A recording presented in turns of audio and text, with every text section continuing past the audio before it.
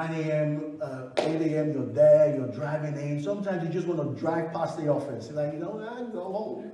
I just want to go home.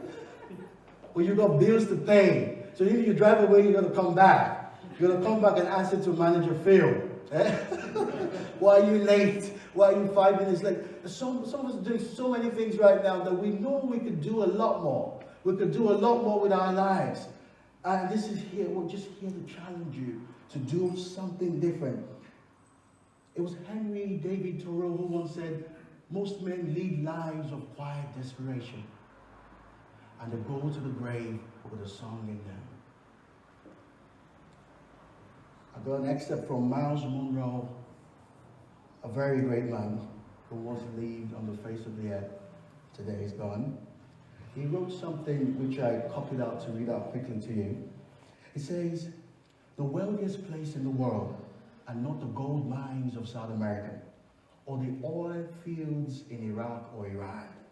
They are not the diamond mines of South Africa or the banks of the world.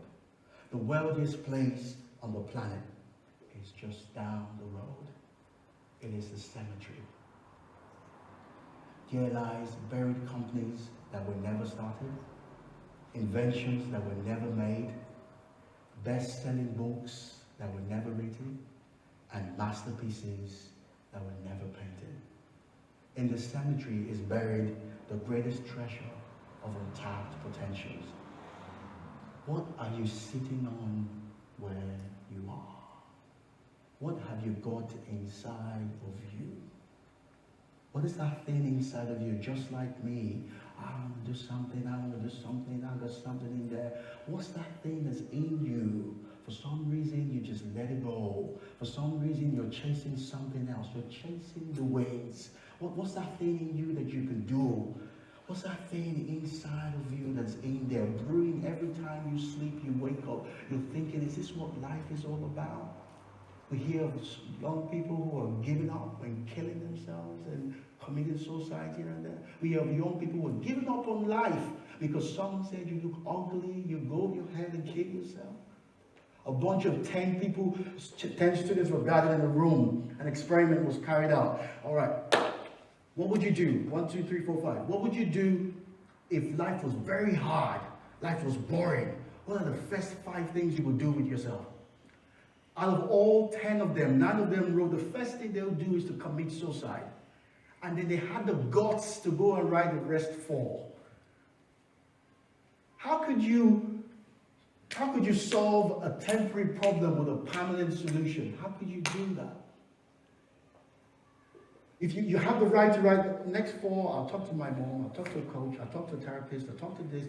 But the first thing, I'll kill myself. Once you kill yourself, how dare you go to the back? How dare you have a list of all the things that you do? A lot of people are killing themselves today because they're giving up on life.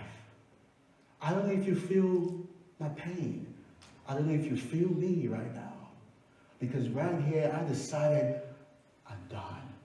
I'm done with playing 9 to 5, trying to get to the next job, trying to do the next overtime, trying to make that extra money, trying to get the right lifestyle, trying to get the right car, the right shoe, the right shirt, the right everything, chasing the winds, and waking up tomorrow and saying, is this what life is all about? I'm here to challenge you tonight. And if I can do it, if I can stand here tonight, which is the difficult thing I've ever done in my life, if I can stand here tonight, you can do it. You've got something inside of you that is in you, and the world is waiting to see. The world is waiting to celebrate you. We want to celebrate you on this stage. We want to celebrate you on this podium. We want to celebrate you on our phones. We want to talk about you out there because you've got something inside of you.